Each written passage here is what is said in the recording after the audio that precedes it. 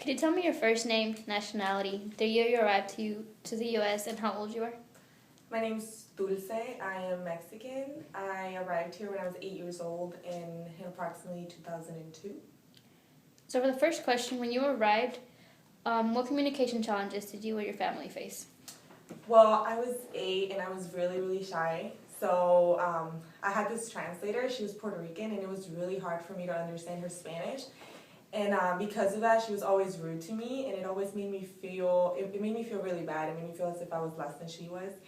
And then there was also this other girl, she was African American, and at first she was trying to be nice to me and trying to be understanding of the fact that I didn't really understand what she would say to me.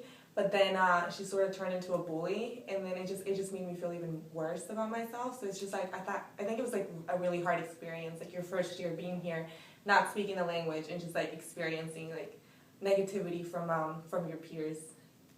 So, as you mentioned, you came here as a young child. Were you involved in English as second language program? Yes, I was involved in my first school in Sanford.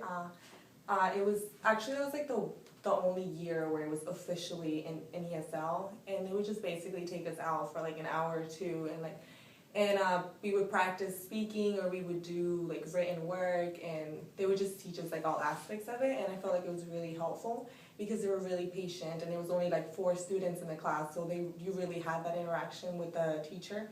So it was just like a really helpful experience. So do you identify yourself as Latina?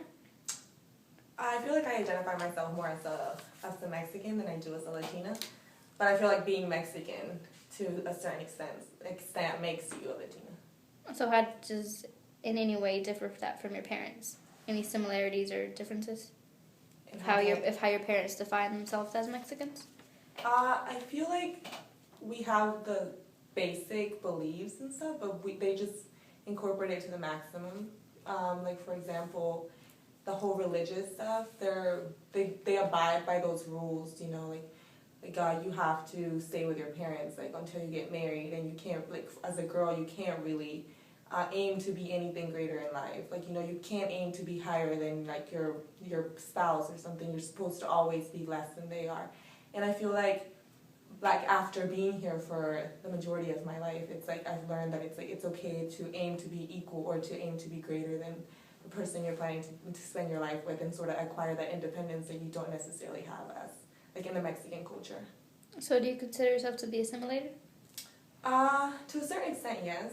I have grown to appreciate some of the American culture, but I've also tried to incorporate some of my Mexican identity and try to like retain some of that and sort of like mix them together to create that melting pot, because I would like to highlight a little bit of both.